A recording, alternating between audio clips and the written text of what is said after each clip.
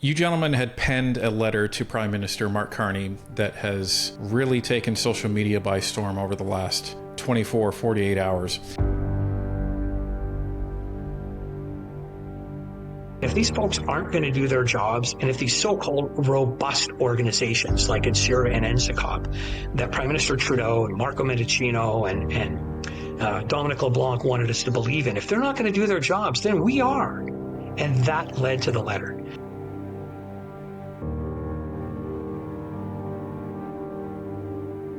In March of 20, CSIS comes and rings my doorbell. Not one agency in this country has told me the truth. Not one minister has wanted to engage in seeking out that truth.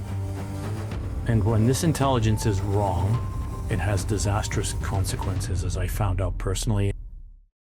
They did more warrants, more production orders, and more investigative techniques on me than they did on Bill Miker, who was apparently involved in espionage. I go to order an Uber on my phone, and lo and behold, my phone is locked due to too many password attempts. This is a different type of tool. This is a covert tool. You don't even know it's there.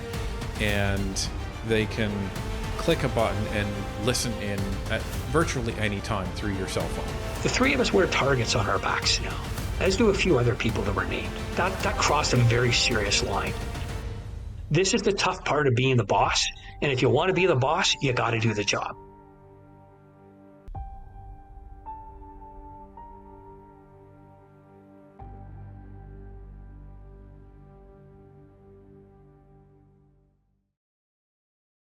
Military-grade spyware, covert surveillance, foreign interference, CSIS, Pegasus, cabinet-level cover-ups, and Canadians caught in the crossfire. But this isn't fiction or some Tom Clancy novel. This is real. This is Canada.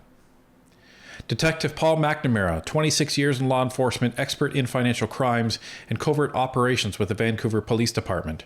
Sergeant Peter Merrifield, 27 years with the RCMP, 23 in national security and foreign intelligence, 4 years in the Canadian Armed Forces. These two men tried to sound the alarm, and they were ignored. And they were persecuted. Now, for the first time, they get to tell their story in full. Let's take a look. So, ladies and gentlemen, we are very fortunate, and I will even say honored, though some in the federal government may disagree with me, to welcome Sergeant Pete Merrifield of the RCMP and retired Detective Paul McNamara of the Vancouver Police Department. Gentlemen, welcome to Northern Perspective. Thank you. Thank you. So, you gentlemen had penned a letter to Prime Minister Mark Carney that has really taken social media by storm over the last 24, 48 hours. And when we initially saw it, we were approaching it with some level of skepticism, as I think most people were, just because usually these types of things come through the Globe and Mail, they come through Global News, but this came from a different route. It came through social media. I think most of us ended up seeing it as a result of it being posted by the CCFR and posted via the Google Drive link that they had offered to everybody.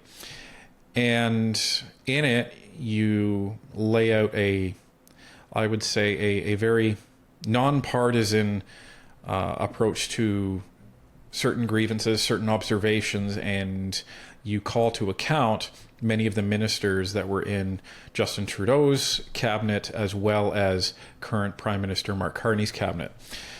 And after that, you call Prime Minister Carney to account and saying, listen, you've been saying that this is going to be a change for the Liberal government. You've been saying this is going to be a change of leadership. Now's the time to put your money where your mouth is. And as a result of these observations and these findings that we're putting before you, findings that we have put before the previous government multiple times with relative inaction, it's time for you to remove these people from your cabinet and from candidacy. So I'll throw it to you first, Pete. What prompted you and Paul to to write this letter and drop it when you did? Ryan, we've been trying to get official government agency and government elected official attention to a very serious matter for nearly 3 years. This really fell in our laps, unfortunately, in a heavy way around 2022. And I just want to clarify, if I can, Ryan. I mean, I'm really wearing three hats in the preparation of this letter. One, I was an aggrieved union executive for the RCMP members union. Two, I was impacted as a sergeant in the Royal Canadian Mounted Police. I had my career dangled in front of my face. And three, I was affronted as a citizen that wants to be able to believe in the accountability of government. I've spent the better part of 31 years combined between the armed forces and the RCMP serving Canadians. And I know that I've been accountable for my actions, and I want to believe, having run protective operations and knowing many of these people, we're not throwing dispersions on them by character, but we are deeply concerned about their lack of accountability and their inaction in the attentiveness of performing their expected duties under oath as a minister of government. So that's what prompted the letter. And quite frankly, we had both discussed our deep concern with Prime Minister Carney's mishandling of the Paul Chang situation. Our problem emanates with Chinese interference, Chinese intelligence, false allegations, missteps by CSIS and the RCMP. To see a former senior police officer and a sitting member of parliament call for the abduction and the turnover to a third-party nation at their consulate for bounty, to a nation that this Liberal government has spent 10 years criticizing the human rights record of, was unprecedented. I don't think this has ever happened in Canadian history, and they tried to fluff over it like it never happened. And as we saw, because many of our viewers saw our coverage of that event, Prime Minister Carney stood up and defended Paul Chang and said, no, he's full of integrity. Don't worry about him. And then once the RCMP ended up saying, hey, we're going to be taking a look at this, subsequently Paul Chang resigned. Not to be outdone, then they appointed Peter Ewan, who it seems has even deeper ties and stronger connections to the Chinese United Front Work Department, as well as the PRC, even attended a parade over in China at the invitation of them. So, and again, another long-serving police officer within that community. So, Paul, as a police officer, you've spent a long, illustrious career with the Vancouver Police Department. You've worked with the United States government as well. When you see that type of, let's just say, disregard for the integrity of what should be the highest level of accountability in citizen service, which is becoming a member of parliament, you should be held to the highest standard. What was going through your head when you saw Paul Chang be revealed to have said those things, not be fired by Mark Carney, and then Peter Ewan take over? Well, as Pete said, before we decided to write this letter, this wasn't just something that we said, hey, let's just randomly write this letter and see what happens. I mean, it took some time for us to come to the decision to write this letter, because we weren't getting the word out of things that have gone wrong in government. And again, it comes down to accountability. I went to China in 2019, which was part of my issue, to research and possibly purchase an above-ground stainless steel swimming pool for a swim club here in Burnaby, because lane space is short.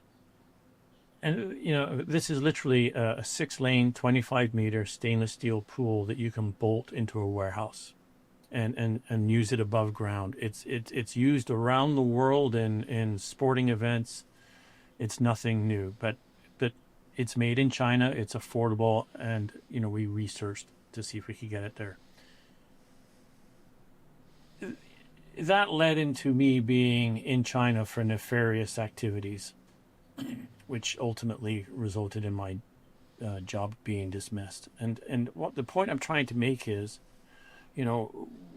where's the accountability and the level of accountability when somebody like Chang can come out with a statement to have a conservative member arrested and taken to another country's embassy on a bounty, and that's acceptable, and somehow I'm in China to do my best for a sports club and to help our youth in BC in swimming, and somehow that's parlayed into me having some nefarious activity in China. That's what really got me and decided, this playing field is not level and it's not equal. And if we have bad intelligence, which is my belief in my process of being dismissed from the consulate, and Pete's issues with the RCMP, if we don't correct those mistakes, we have major issues. And the only way we could get our word out is to have these ministers held to account, because we'd approached this subject long before Micro was arrested in 2023. This has nothing to do with that. We had identified these issues long before that, and we got no answers from anybody. Nobody was interested. And their job as ministers is to take an interest in these types of things. So out went the letter.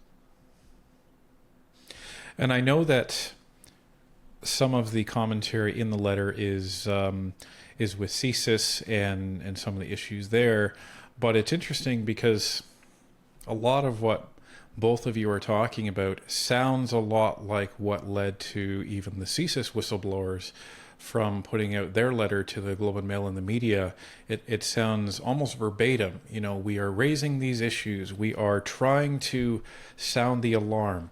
We are doing everything we can within the process in which we are bound by, and nobody is listening. Prime ministers are not listening. They're not responding. Government officials are not listening. They're not responding.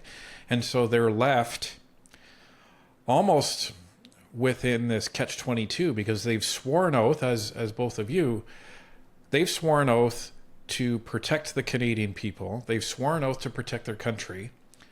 How do you do that when whichever way you operate, whether it's within the bounds of the process in which you're allowed, or if you essentially break the law, both of those are breaking that oath in one way, shape, or form. So that is the just fantastic conundrum that is in here. So I find interesting parallels between those whistleblowers in CSIS and the path that both of you were forced to take ultimately. No disrespect to those whistleblowers, but we were prepared to step out of the shadows, use our names, sign our letter, and come on programs like this and answer these questions. And that's not a slight to those folks. I get that in some case they try to maintain, a fair degree of covert, and perhaps they fear retaliation. But in the end, Ryan, this is not a political partisan play. And there are going to be those that jump on Google and go, "Oh, Merrifield was a conservative candidate in 2004 in a federal election." Yes, I was. And I removed myself, for the most part, from any involvement in federal politics by 2008, simply because of the nature of the very discreet and highly secret work that I was doing in the RCMP. But at the time that I ran for Stephen Harper in 2004, months previously, I had interviewed with the camp of Paul Martin. We had a very close family friend who was a Liberal member of Parliament, and she had a lot of respect for me, and I had a lot of respect for her, and she thought I would be a very, very good candidate for the Liberal Party. As a youth, I was a member of a Young Liberal Riding Association. In fact, I founded it. I was one of 5 young Liberals in Canada that co-authored some 40 years ago the still standing Liberal policy for nationally funded daycare that seems to bounce around between the Liberals and the NDP. I'm a centrist, Paul. I am a Canadian first. I don't identify by my political interest or stripe. And I hope that I don't offend anyone that watches this, but for any of us that identify by our political beliefs first, we're setting ourselves up for conflict. We need to be Canadians first. I've traveled around the world, both, for personal pleasure and professionally, and I've been to some really unique countries. The political spectrum in this country from green to conservative is really only about this big. There are countries in the world where it's almost immeasurable, the spectrum between the left and the right. We're very fortunate, but what we have succumbed to is an absolute failure of our elected officials to know when to stop politicking and begin governing. The 4-year electoral cycle has become a 4-year politicking cycle. It's become Instagram moments, photo opportunities, 30-second camera sound bites. It's lost its substance. There's no strategic planning. Where's the 20-year plan for the Canadian Armed Forces? Where's the 20-year plan for our national security? Chinese interference and influence, both politically and security-wise, consumed all the oxygen in the room in Canada for 2 years. We had a multi-million-dollar inquiry. We destroyed the reputation of former Governor General Johnston because no one wanted to accept his findings. It became political theater. And in the end, Justice Hoag's report didn't seem to find anything. And again, inserting ourselves, we wrote extensively to Hoag and her legal team asking to come and testify and bring them some of the evidence that we've released here. And the reason that we did that, Ryan, is that what we have learned in our investigation, there is a fragility, there is an absolute fragile element to the Canadian national security system between CSIS and the RCMP. If we do not improve it, what happened to us is a clear example to foreign influencers like Russia and China and India and North Korea and Iran, that all they have to do is plant disinformation within the Canadian national security infrastructure, and they will run around chasing their tails. And, there's a long list recently of failed national security investigations. Post 9/11, we did okay with counterterrorism. That's a different animal. But true national security work, it is covert, it is espionage, it is done through contracted agents, it's done through expats that are philosophically aligned or economically motivated to participate. This is a return almost really to the Cold War spy era, and I don't think we were ready for it. And it's really leveraging, I would say, counterintelligence, right? Where you are, and for those that don't know, counterintelligence is probably one of the most sophisticated forms of intelligence out there. And those that are skilled in it, they can do things that you wouldn't even believe. They can disappear. They can become new people. They can find anyone and turn anyone, it seems, in terms of getting information for their country. So, and this is what a lot of alarm bells have been sounding about China for the last 20 years, multiple governments. And I know some of the journalists out there like Sam Cooper and others have been trying to raise visibility to this of, they're coming in through Vancouver in these underground casinos and turning politicians and then diverting down to the United States and investing in other regions of Canada to try and influence other politicians. And even CSIS has said this is a playground for foreign interference. It's a playground because Canada just doesn't take it seriously. We say, well, we've created these committees. Well, that's great. You've created some committees, but what are you doing about it? What are you doing to shine a light the way the United States does in many situations when they even suspect somebody is an agent for a foreign country and they are perpetuating foreign interference? They shine, a spotlight on that to ensure that everybody knows and that any foreign agent understands that the American public will know and react accordingly. But when it comes to us, we use this excuse of, well, that could compromise national security. Well, then what's the point? What's the point in gathering this intelligence if you're not going to even use it, never mind report it? So, and that's something that we've come to the opinion of in covering this for the last 2 years, and it has been raised. This isn't a Liberal government problem. This is a Canadian government problem because it goes back more than 20 years. Now, in your letter, you cite 9 different ministers. Now, one of the things I would like to clarify for our audience is there seems to have been some confusion, intentional or not, by some people on social media to conflate these 9 names with the alleged 11 in the NSICOP report, where in the NSICOP report, there's allegedly these 9 names of people that have been collaborating wittingly or unwittingly with foreign intelligence actors. And from what I've seen from your letter, Paul and Pete, you're not alleging any of these 9 people are any of those 11 people. What you're saying is these 9 people have committed egregious failures in their position and should be called out as such. Is my interpretation of that correct? Go ahead, Paul. Yeah, no, it is correct. Absolutely. Our letter is not, it's about the lack of accountability when they've been confronted with a problem that's probably more domestic than it is foreign.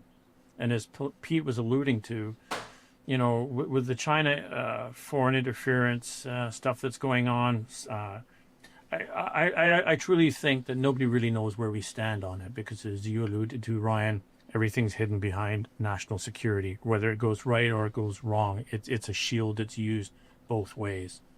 Are there spying activities going on in Canada? Absolutely, no doubt, I'm sure. As there are elsewhere in the world, perpetrated by the West. That's the game of intelligence. Like it or not, we all spy on each other. But if we don't have a robust intelligence defense program ourselves, blaming our adversary for our failures because we didn't get it right here in this country is something that needs to be addressed.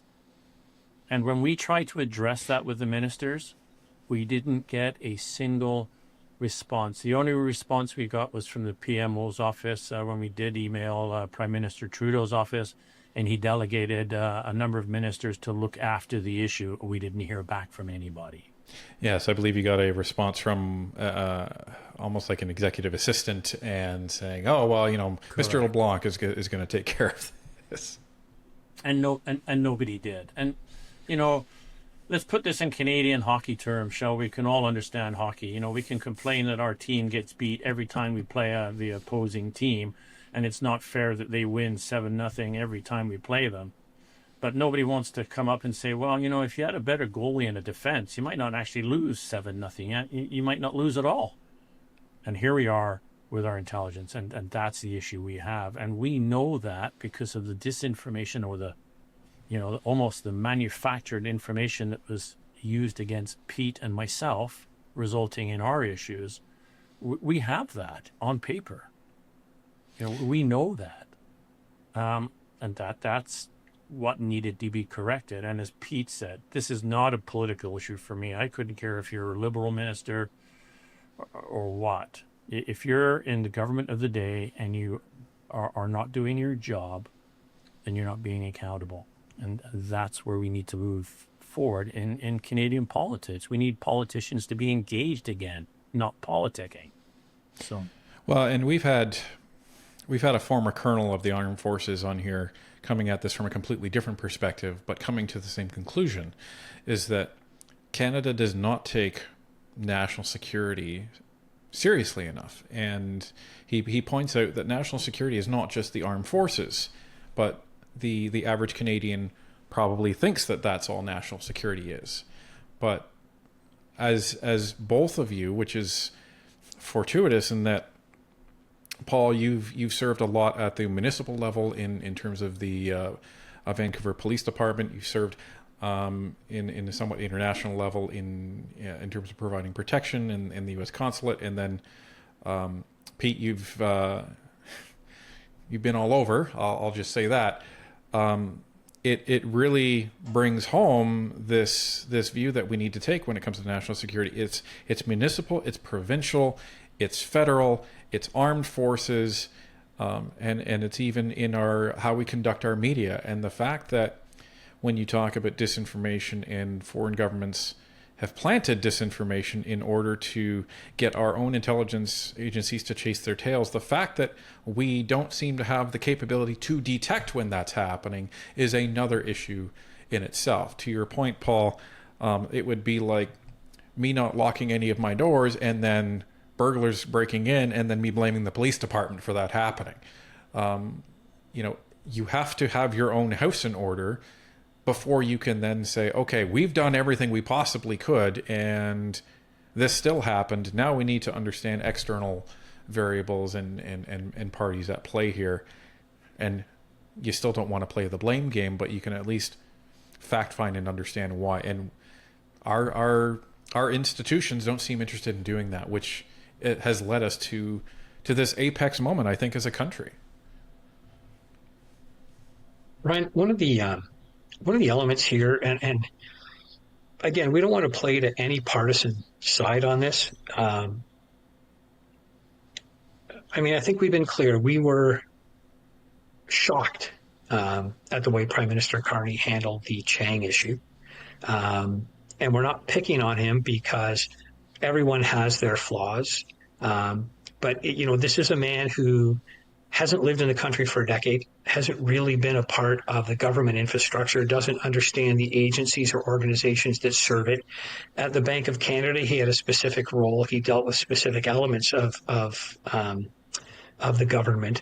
But from this side of the house, we have this Canadian Securities Establishment. We have the Canadian Security Intelligence Service. We have the Royal Canadian Mounted Police. We have the Canadian Border Services Agency. We have the Department of National Defence. We have elements within Global Affairs Canada. We have important critical relationships with municipal and provincial police forces across the country. And then you add into that our international relationships that we have with federal law enforcement around the world. It's a complex operating environment, and often the fragmentation, the patch mentality of my agency does this and we do it this way and that's how we're going to do it. The kids don't play well together in the playground, and the bad guys take advantage of it.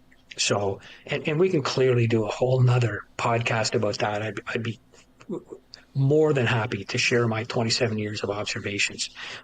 Look, I've successfully chased down Iran's nuclear procurement program and disrupted much of their ability at a period of time to rebuild their uranium enrichment facilities. So, I dealt with the U.S., the UK, the Danes, the Mexicans. Pick a country. I think it was 13 countries we chased money laundering through, 5 countries for transshipment of illegal goods.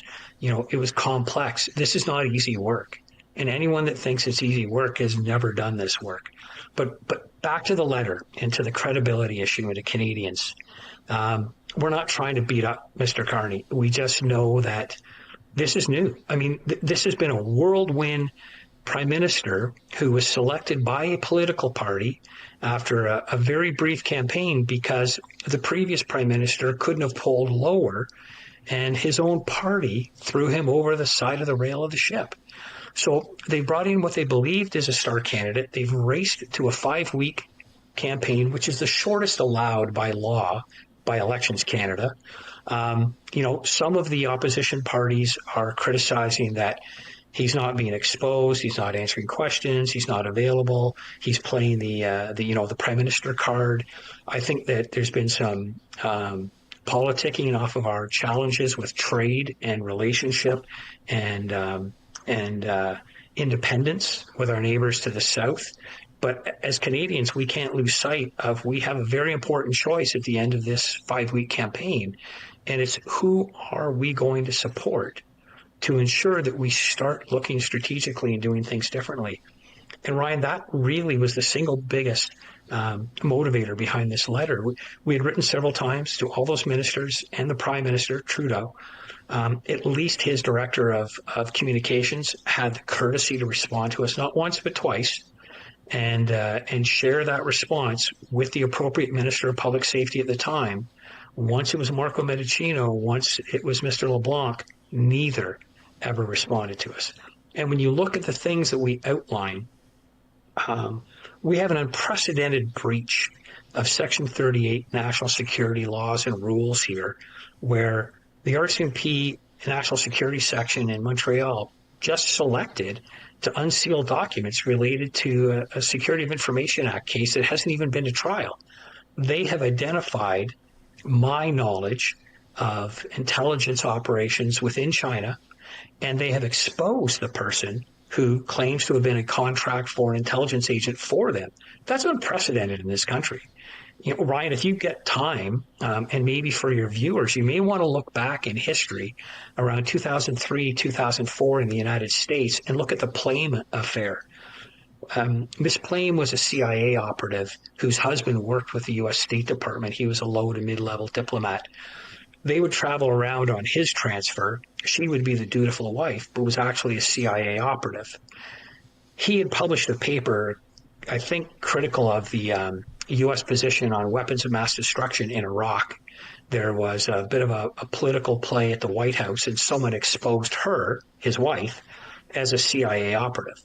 You just simply do not do that. I mean, there were congressional inquiries. There were investigations. I think there's a chap named Scooter Libby that may have been charged criminally.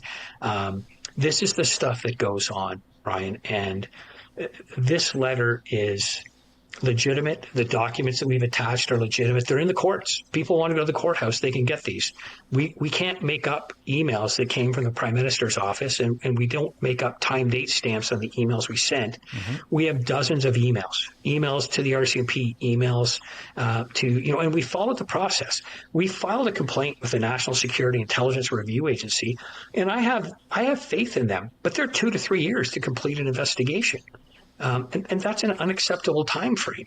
You know, we wrote to NSICOP, the National Security Intelligence Committee of Parliament. Now, during the Chinese interference scandal, Prime Minister Trudeau, Public Safety Minister LeBlanc, all these other prior public safety ministers, Meticulously, they all stood up and said, we have a robust oversight system. We have a robust system between NSIRA and NSICOP. Well, we went to the system. It didn't work. And Ryan, Canadians need to know something. Never in my life, in traveling the world and dealing with international law enforcement, have I seen a more broken system of filing a complaint against CSIS. For your viewers' awareness, if you have a problem with CSIS, you must write it out in detail, send it to the director of CSIS. They get a couple of weeks to decide whether or not they're going to let it go to investigation at NSIRA. So imagine having a complaint of wrongdoing about an organization, and we did name Mr. Vigneault as having probably signed off on erroneous intelligence. Now, whether he knew that it was or wasn't, he was under a lot of pressure and strain during Meng Wanzhou and the two Michaels.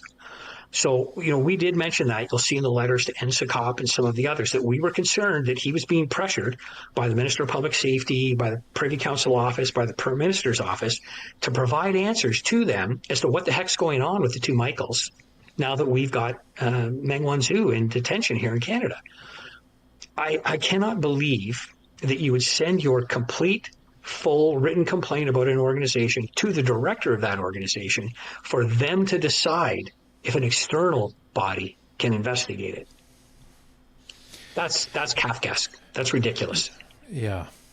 And for those that are interested in some of the emails that Paul and Pete are referring to, you can see them at the end of this video. We will be posting them so you can read them in their entirety, so there's no distraction, and you can put some additional context to what Paul and Pete have spoken about. Now, in the letter, here's just some of the allegations that you make. So, Minister Mendicino failed to respond on direction from Prime Minister Trudeau's office to address impropriety at CSIS and the RCMP, permitted breaches of law, breaches of process, and breaches of policy by both CSIS and the RCMP. Dominic LeBlanc failed to address breaches against Canadians with improper use of electronic spyware by CSIS and the RCMP. Bill Blair failed as Minister of Public Safety by authorizing extreme powers for CSIS to undertake inappropriate action against innocent Canadians. David McGuinty failed as chair of NSICOP and recently Minister of Public Safety to address improper actions of CSIS for withholding critical national security information from an RCMP investigation. Anita Anand, Steve McKinnon, Melanie Jolie, Arif Farani, and Christopher Freeland, and you know, the allegations go on. And there's a pattern between these ministers, and it's not just these ministers that are, I would say, exercising this pattern, because other ministers, while not committing the same type of infraction in terms of national security, they seem to be committing the same dereliction of duty, or in some cases, straight obfuscation of it. You have Bill Blair being caught in committee and even admitting that he received, well, he doesn't know if he received these emails regarding national security or not because he never opened them. You know, there were warrants that were put on his desk for you know, over a month that CSIS was begging to get approved. Never ended up getting to them, and CSIS missed their opportunity. And you have Marco Mendicino seemingly not knowing what's going on in his department at all, even when it comes to extreme high-profile criminals like Marco Mendicino, or sorry, like Marco Mendicino. I'm sure everyone is agreeing with me on that mess up. Paul Bernardo. Yeah, I think you need to see Freud, Ryan. I think you need to visit Mr. Freud. I think that was a Freudian slip. I think a lot of people would probably agree with what I just said, but this is what we've seen is this, call it incompetence, call it intentional negligence, call it whatever you will, but the result is the same. And just for those that may not be familiar, maybe they haven't read the letter, I'm going to ask both of you to try to provide, I know it's going to be probably difficult, but a brief summary of what happened to you that brought you to here, because this is all also, you know, reflected in the letter. So Paul, you had a long, illustrious career. You served the city of Vancouver faithfully. I would say you served Canada faithfully. You served, ironically, the United States government faithfully in keeping their dignitaries safe. What happened? Well, thanks for your comments. I mean, and that that faithful, you know, or the faith to my service and to my country, which is something I stood for, you know, in the undercover world. You know, you don't take lightly taking somebody's liberty through an undercover operation. You know, that's a serious weight on any police officer's shoulders if you're doing your job properly and you care about it. So you're accountable, you're transparent. You know, I've been to court many times on major files and grilled by the defense counsel, and rightfully so, because if you can't withstand the scrutiny, then you've done something wrong. And so this accountability has always stuck with me. So, you know, I again, as I said, I went to China in 2019 to buy these research or possibly purchase these stainless steel swimming pools. At the same time, I had a personal relationship with Bill Maker. Simply personal. I'd known him since 2004. At the end of the day, when my security clearance was redone after 5 years with the U.S. State Department, all the checks were completed, U.S. intelligence checks, Canadian law enforcement checks, U.S. law enforcement checks were all done, and I was granted my security clearance. Turns out the outstanding check left was CSIS, who were always notoriously slow. But given my position, it was sped up. And as a result of that process, it turns out that I should never have gone to China to meet with Bill Miker, who was going to introduce me to Chinese officials. None of that happened. I never met Miker. And so somehow this is the kind of intelligence, mishap that has serious consequences. And intelligence is not evidence. Intelligence is, I'm going to steal Pete's thunder here because it's something that resonates with me. But when you have a clear glass of water and you put a little drop of food coloring into that water, you've poisoned that pure glass of water. And that intelligence, you can't get that back out of the water. It stays tainted. So I put a drop of red dye in the water and it goes bright red. I can dilute it by adding more intelligence to it, but I can never get that little piece of dye out of that water. And that's exactly how this transpired.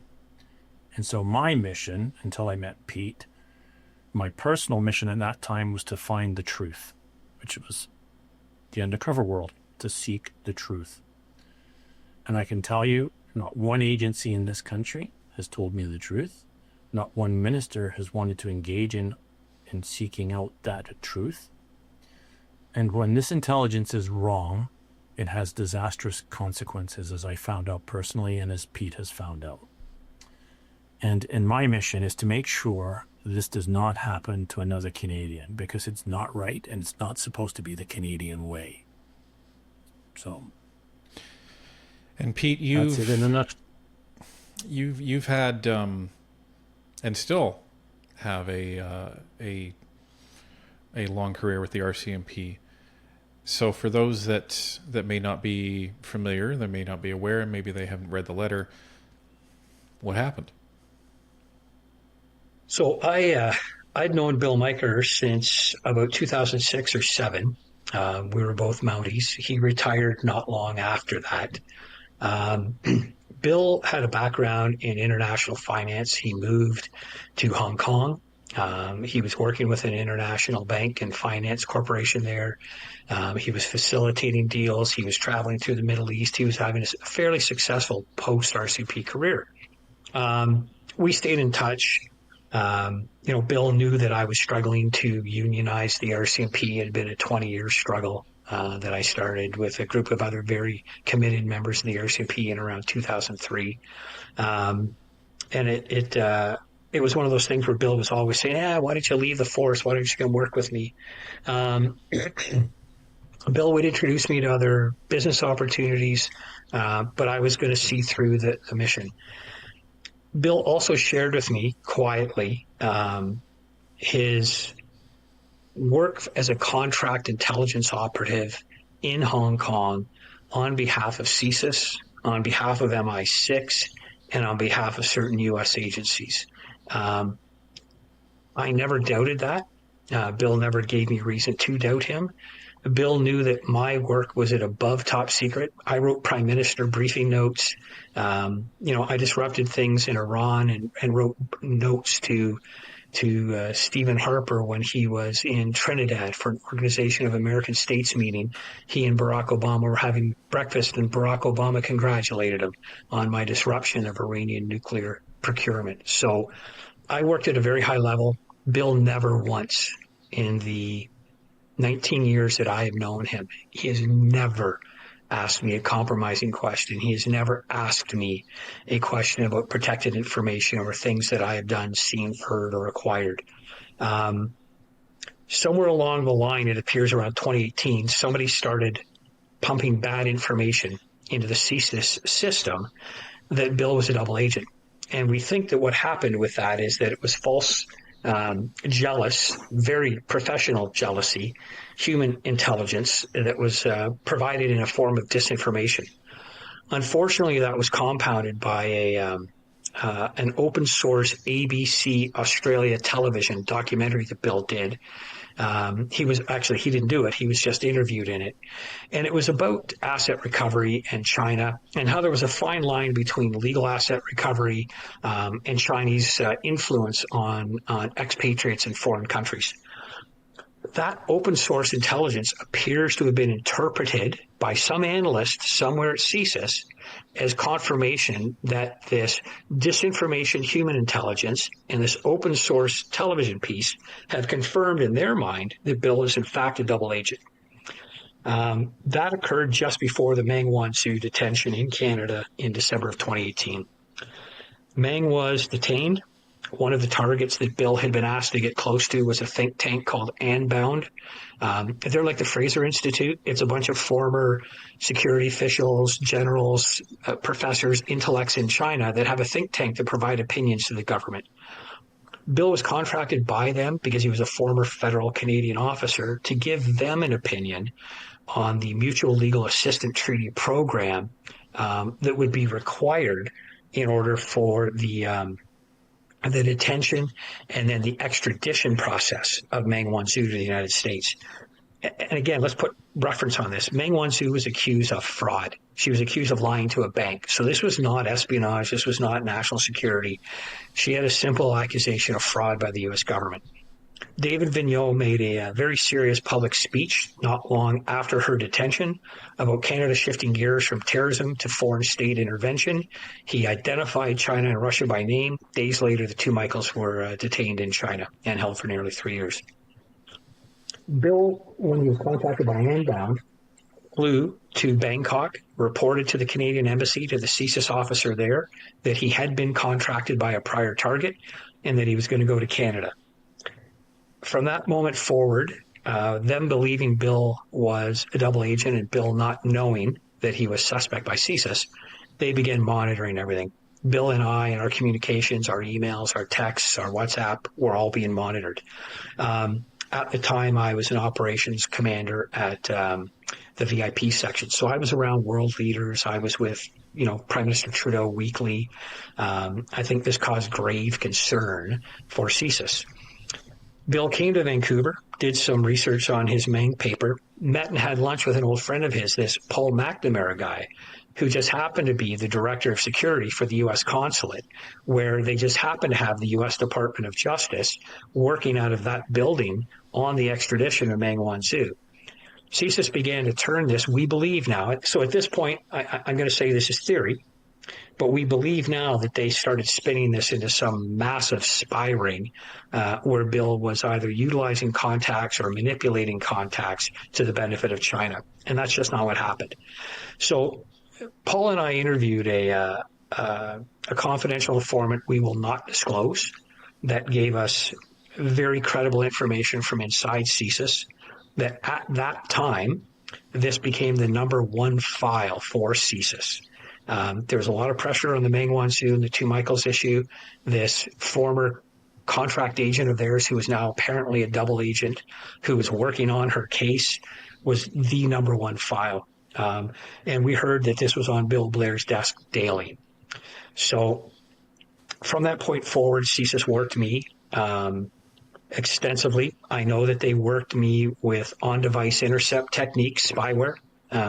Some people know it as Pegasus spyware, but it's a deeply, deeply intrusive electronic tool. I know that they did that on me in 2019 because they quoted a very private conversation in treasonous allegations they made against me, which were erroneous, but they had to have been listening electronically to that conversation because it was three people in a very discreet location. It was Bill, myself, and one of Bill's business partners who's a lawyer at a keg restaurant in Toronto. CSIS provided excerpts from that, which means the only person they could have possibly had spyware on and had access to was me. The risk there, Ryan, is that I was escorting dignitaries. I mean, people I had been around that day and days later, U.S. Ambassador Kelly Craft. That was U.S. President Donald Trump's close friend and personal appointee as ambassador to Canada, and potentially CSIS was listening to her whenever she was in proximity of me. I then did the first foreign visit of President Vladimir Zelensky in June of 2019 when he came to Canada for the Ukrainian Reform Conference, which was hosted by the U.S. and Canada at the University of Toronto. So it caused me a lot of concern. CSIS then, and again, all of this is happening behind my back. I have no idea that this is going on. Yeah, you don't know that it's happening as it's happening. It's a surreptitious intelligence operation against me. So in March of 20, CSIS comes and rings my doorbell. I'm not home. Now, My family relocated, a self-funded move. The government did not pay for our transfer. I was involved in a weapons smuggling case some years ago. Um, Very credible death threats were made against me and my family. And in fact, the person got out of jail, stole a firearm, and did come looking for me. I'm not going to get into a lot of the details, but we chose to relocate out of personal safety. It was difficult on my wife and my children because we had to go to their school, advise that if anyone other than my wife or I came to the school asking for the kids, they had to go into lockdown, contact the local police of jurisdiction. They had a note on response for anything attached to my name that it was multiple police units and a tactical team. So this was a very serious, very credible, very stressful situation. When someone rang my doorbell and I wasn't home, two gentlemen lied to my wife at the door and said, we work with Pete. And my wife said, the hell you do. Locked the door, called me, and I simply said, call the OPP and tell them there's two guys with guns under their coats at the door. No one, Paul, like no one, not Paul, not my brother, not my mother, not my father, come to my home unannounced because of those security risks. Everyone calls. So my wife was out of sorts on this. You know, my older children, even in their late teens and early 20s, were very concerned for everyone's safety.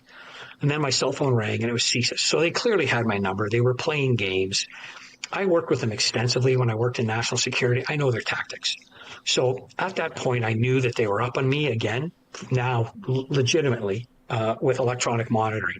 The CSIS tactic is to go up with the spyware on your phone, contact you, rattle you, and then monitor you to see who you text, call, email, report, say, oh my God, CSIS came, they found us.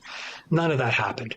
What I did do is I called the RCMP Deputy Commissioner of Federal Policing, Mike Duhame, who's now the commissioner of the RCMP. And I said, hey, Mike, I've been contacted by CSIS. They did a door knock. They came to talk to me about a retired member and some possible foreign espionage, possibly involving China. I'm uncomfortable with it, and I want you to be aware of it. Because normally there might be some top to top between Mike as Deputy Commissioner of Federal Policing and someone from CSIS. Sadly, the pandemic was on. We couldn't meet face to face. We couldn't get into details. A lot of bizarre things happened.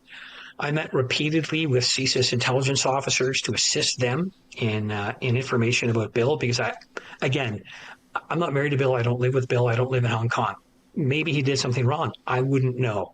So I assisted them because I'm a sworn peace officer. I have an oath to my country and I'm a patriot. I provided everything I knew about Bill. I then had to have my top secret security classification renewed, just like Paul did. So I went for what should be a 2.5, 3 hour interview. It turned into a 5.5 hour interview and interrogation. And I was asked if I was aware of anyone having been to China and being introduced to government officials by Bill. Had I been offered money? There was this belief because I was unionizing the RCMP and because I had sued the RCMP to try and bring recognition and identification to a harassment problem, that I was a malcontent. No, I hate bullies, Ryan, and I will take them on frontally. And it doesn't matter if it's in the hallway or the courtroom. That's why I became a police officer. So time went by. I didn't get any response from that security interview. And I realized why. It's because CSIS manufactured 3 allegations of treason, sent them to the RCMP sometime in early 2021, and the RCMP began a covert investigation, national security investigation of me. Now, they will deny that, but we have seen in the materials they released, they did more warrants, more production orders, and more investigative techniques on me than they did on Bill Miker, who was apparently involved in espionage. So I firmly believe that the RCMP did a very hard anti-corruption look at me. Things seemed okay because they overtly came out and suspended my security classification, which is routine in this scenario, so that they could interview me. Departmental Security Branch conducted a very thorough, very professional investigation. The officer running that unit ran a very good unit. The investigator did a very good job. I cooperated fully. And in the end, everyone in the Mounties knows that when they suspend your security classification, it's the one element that's arbitrary that they use to fire you. And they can just simply say they're not giving it back to you and fire you because, and as a union organizer, I know that because we represented many members over that issue. So they did their interview. Bill Miker knew that I was likely going to be fired. And so he made the decision to disclose everything that he alleges he ever did for CSIS. He provided the names of who recruited him to CSIS. He provided operations that he conducted in China on behalf of CSIS. He discussed how much he was paid. He discussed who his handlers were. He gave me email addresses for his handlers. And when this you was say all disclose, very legitimate. who did he disclose to? To me. So he provided me 15 pages in writing.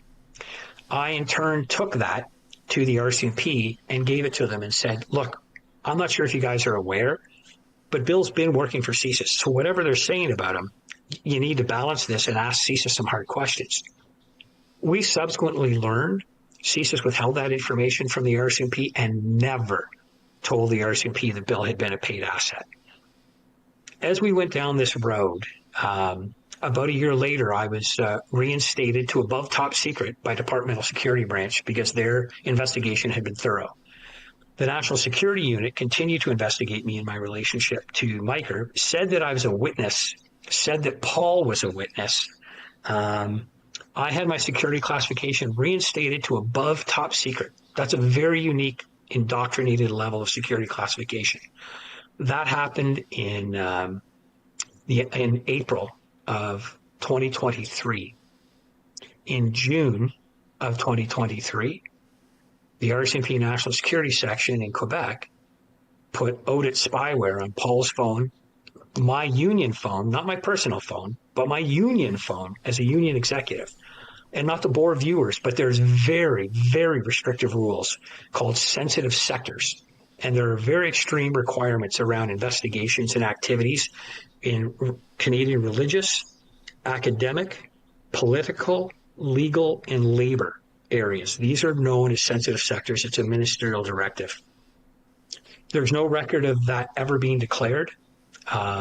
There was some questionable activities, and this is when Paul and I made the decision that we really need to go hardcore in trying to get attention and proper oversight from government on this scenario.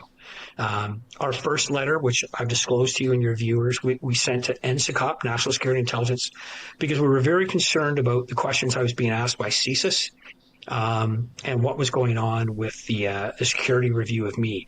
We knew there was false intelligence circulating from CSIS, that Paul had traveled to China, had met with government officials, and had been introduced to them by Bill, none of which ever happened. So, which was cause, and this is information that CSIS shared with the U.S. State Department. Now, again, let me throw another historical case at you, a RAR. Canadian agencies are not supposed to share uncorroborated intelligence with foreign agencies about Canadian citizens, and they did. CSIS shared intelligence, backdoor, about McNamara, and he lost his job. He lost a 5-year contract. He'd done a great job for 5 years. They were renewing him. And again, they threw him over the rail. So this is where we really said there needs to be some accountability. And so we reached out to public safety ministers. When I found out about the spyware on my union phone, I reached out to the president of the Treasury Board. I reached out to the Minister of Labor. We reached out to senior officers in the RCMP. All of this failed. All of it. The only response, Ryan, that we ever received, you have, and that was from the communications director in Prime Minister Trudeau's office, right. Directing that Minister Mendicino the first time and Minister LeBlanc the second time would at least communicate with us, and that never happened. And thus, my friend, the very long story as to how we got to this letter. There is no more correct time in a democracy to call to account the inactions of elected officials than during an election. The public needs to know that they did not do their job. The public needs to know that in this case, the degree of their inaction, had they acted prior to last October, had they asked hard questions, then never would the information have been released that identified Bill Miker as a spy. It would never have been released that identified Paul McNamara as a target. It never would have been released that I was the one that provided all of the details of the espionage activity that took place in China to the RCMP. The three of us wear targets on our backs now, as do a few other people that were named. That's serious, Ryan. That crossed a very serious line. So at that point, it was gloves off. And if these folks aren't going to do their jobs, and if these so-called robust organizations like INSERA and NSICOP that Prime Minister Trudeau and Marco Mendicino and Dominic LeBlanc wanted us to believe in, if they're not going to do their jobs, then we are. And that led to the letter. And so this is where we're giving a man who has walked into a job as Prime Minister, never held a seat in the House of Commons, never been elected by the general population. We're giving him an opportunity to do the right thing. He should have firmly removed Paul Chang at the very first incident of that. With confirmation of that incident, he should have acted swiftly. With the information and the intelligence and the documents that we have provided him, we're asking him to act swiftly. And this is something he needs to show Canadians. He's either up to the job of Prime Minister or he's not. And this is his moment. This is his moment before Election Day to make a decision. Do I have what it takes to be Prime Minister? Can I make the tough decisions? Can I remove people that are politically loyal to me because they didn't do their job? This is the tough part of being the boss. And if you want to be the boss, you got to do the job. Well, as Justin Trudeau used to try to say in the House of Commons, if you want to sit in the big chair, you have to be able to make the big decisions. Now, for those that maybe having some trouble following along, one of the things that you said, Paul, was ODIT. So that is essentially an acronym. And I think there's some different variations of it. But my understanding of that is essentially on-device investigative tool. Now, from an IT perspective, I've worked in IT for 20 years. We have used not military-grade tools in the organizations that I've worked with, but we've used different tools to help protect the assets of the organizations that we that we monitor. But this is a different type of tool. This is a covert tool. You don't even know it's there. And they can click a button and listen in at virtually any time through your cell phone. And it's a disturbing invasion of privacy because they can put it on your work phone. They could put it on your personal phone. It doesn't matter. And it's... to your point, your position that you're in and Paul's position that he's in, you're going to be potentially around some very, very special people that CSIS shouldn't be listening into, but they were. And even just that, never mind the rest of it, just that, there should be some accountability for the people who A, made those decisions, and B, didn't disclose to people, potentially around there that, that this was happening. Paul, when did you find out that this software was on your device? Well, I feel a story coming on. It was August of 2023, so a month or so after Micah had been arrested. I was in Montreal with my family, and we were actually walking around the F1 track. My daughter's a huge F1 fan, so on a hot sunny day, we're walking around, and I'm actually on the phone to Pete, talking about our case, as we've been doing daily a number of times throughout the day.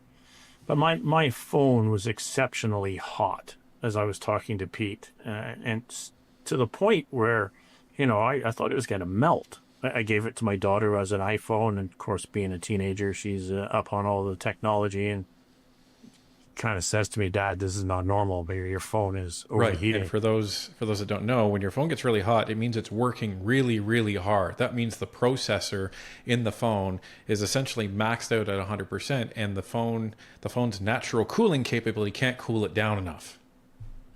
Right. And it was a hot day. So, while I'm on the phone, I just figured, it's a super hot day. I'm holding this phone, and I'm not a techie guy. It's heating up, and, Anyway, I finished the phone call with Pete, and we want to go back to our hotel, and my feet are tired. And I said to the family, let's Uber it. So I go to order an Uber on my phone, and lo and behold, my phone is locked due to too many password attempts. I cannot get into my phone. I had to wait an hour before my phone would reset. And, I didn't really, I just kind of blew it off at the time. I just, Like, oh, maybe I don't know. maybe it rubbed up against my leg or something like that. Maybe I don't know. I had it in my hand for most of the conversation, so I just didn't have a clue as to what was going on, and I got frustrated and whatever, and then eventually we got back to the hotel room, and eventually cooled down and came back to life. But it was a month or two after that, as a result of some paperwork that came forward through other channels, that an email surfaced within the RCMP, where their covert access intercept team is writing back to the investigative team in Montreal, saying that they have to be very careful trying to get into things like Dropbox, LinkedIn, and other applications on devices because of two-factor authentication, and due to too many password attempts, the user will be alerted to the attempted access to the device. And that's when the light bulb went off. As a former detective, the light bulb went off, and I went, aha, this is quite possible that my phone has been compromised.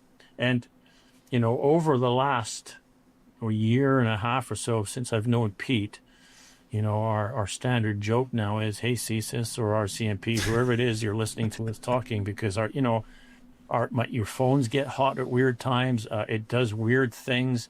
And let me tell you the weirdest thing, and Pete's going to laugh at this one, because it just... and Pete and I can't quite remember when we saw it, we laughed.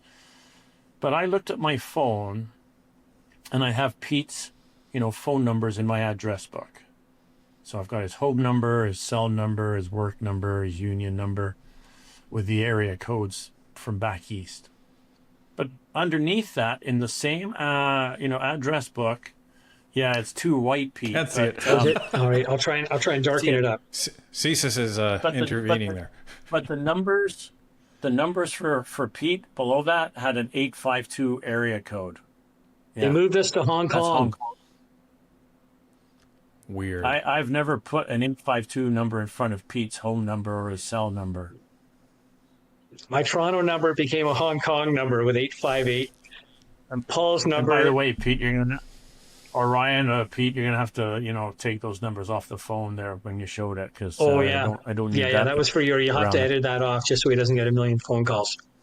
That was a Sam Cooper move when he was talking with Kevin That's Vaughn right. and held up his cell phone. Paul, do you mind telling Ryan, for our two phone numbers, how many times were audits applied? How many times? Yeah, because they were incorrect. Oh, yes, The in the innocent people? application to get Yeah. So they got my phone number wrong at least 4 times in the application to get authorizations on my phone. 4 civilians had it installed on potentially. their phones. I mean, there are numbers that could come back with no access or no records. Who knows? Maybe. I mean, we don't know all that. Yeah. And they got Pete's number wrong at least once.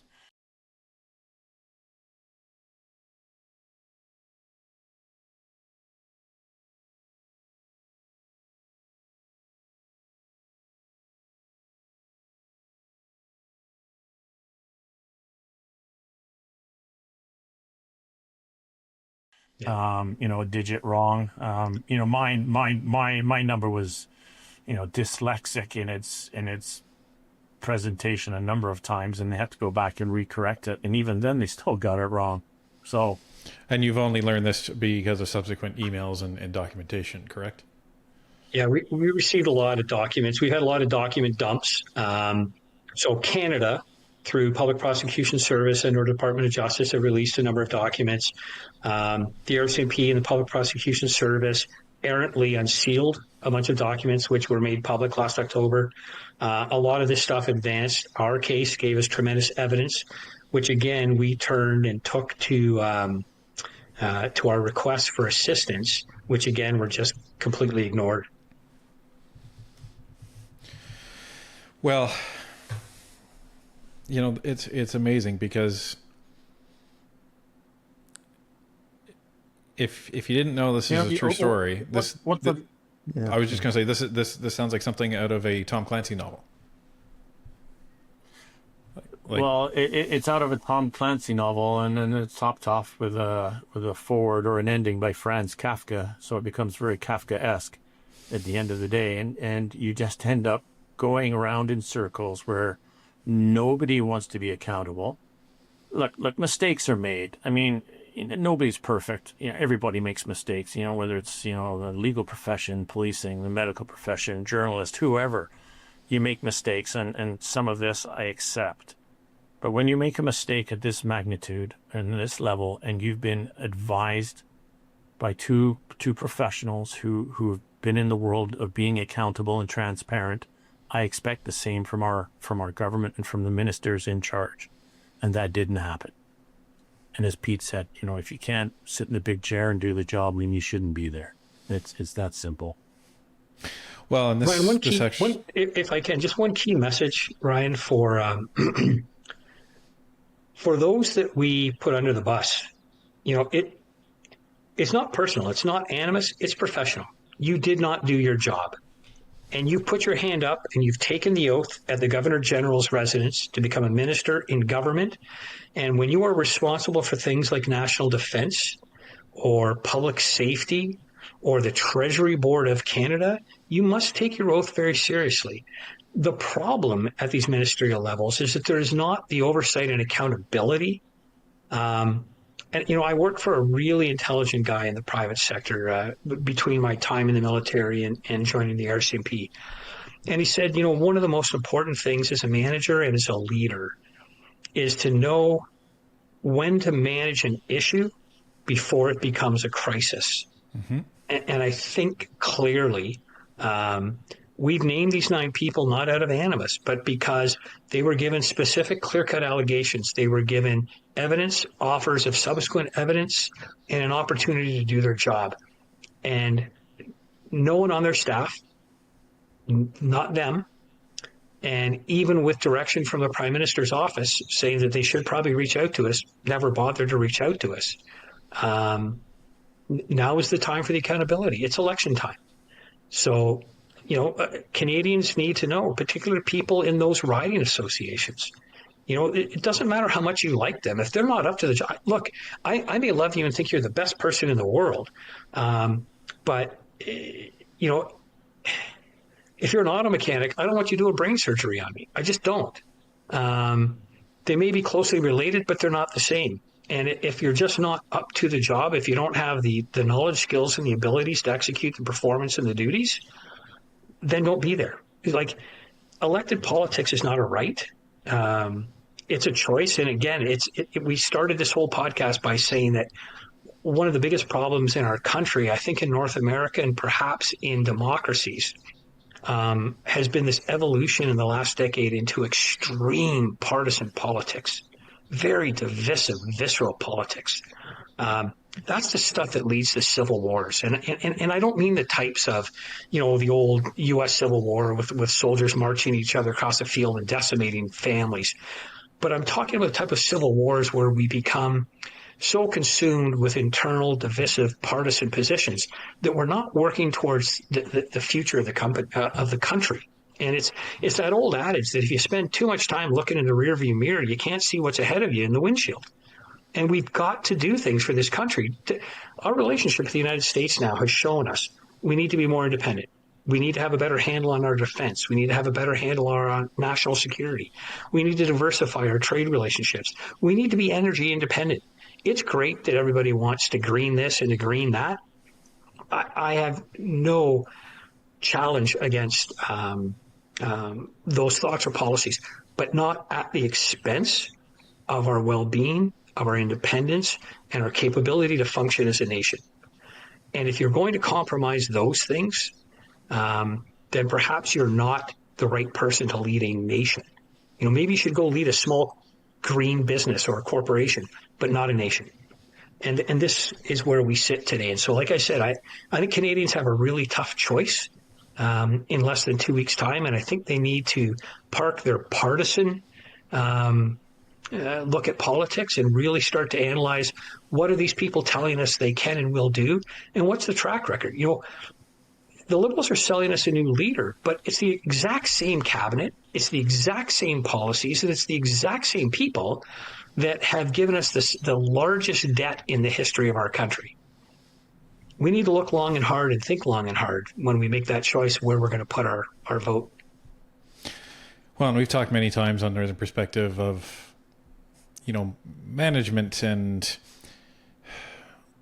that often when it comes to a company, you have a problem employee. And if the problem employee isn't managed properly, then the fault now shifts from the employee to the manager. And if the manager then isn't managing that employee properly, then the fault then moves from the manager to the director, and then so forth. So what both of you are saying with this letter is actually quite prudent, because you've tried to address this with the teams. They didn't do their job. You've tried to address this with the minister that is head of those teams. They didn't do their job. You've tried to address this with the prime minister. He didn't do his job. Now you're trying to address it literally with the person and people that the prime minister reports to, which is the Canadian electorate. And I think throughout this entire conversation, I'm in complete agreement with the timing of this now, because you are literally putting the performance in front of the people that are deciding who gets these jobs, and it's at a time where it's fresh in their mind, and they should be making an educated decision. And as long as they're comfortable with that informed decision, that's Canadian democracy in action. So, gentlemen, we've been talking for a while. And I really, really do appreciate the time that you've made. Paul, I appreciate the trip that you've made back to the mainland in order to be able to have this conversation. Thank you. I appreciate that. And Appreciate it.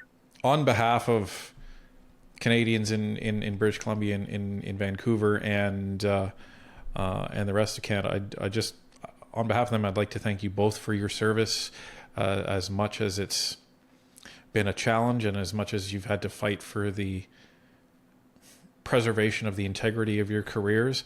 A lot of Canadians do see the work that both of you've done, and they do appreciate it, whether or not the institutions that you've worked for have given you that impression or not. So thank you very much for the long service and dedication to the preservation of Canadian safety. Thank you very much for that.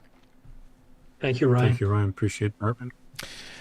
And on that note, ladies and gentlemen, as Paul and Pete have said, we have the most important decision in many of our lifetimes coming up in 2 weeks. This is a critical moment in Canadian democracy. Ensure that you don't just stop with the information that you've received on this podcast, on Northern Perspective, on social media, on mainstream media. Make sure you continue to gather as much information that you can to ensure that you are an informed voter, because that's what this country has been missing for the last 10 years, and that's what Canada needs going forward to ensure that our democracy is preserved. So thank you very much, both of you, for joining us on Northern Perspective, and here's to change for a new Canadian democracy.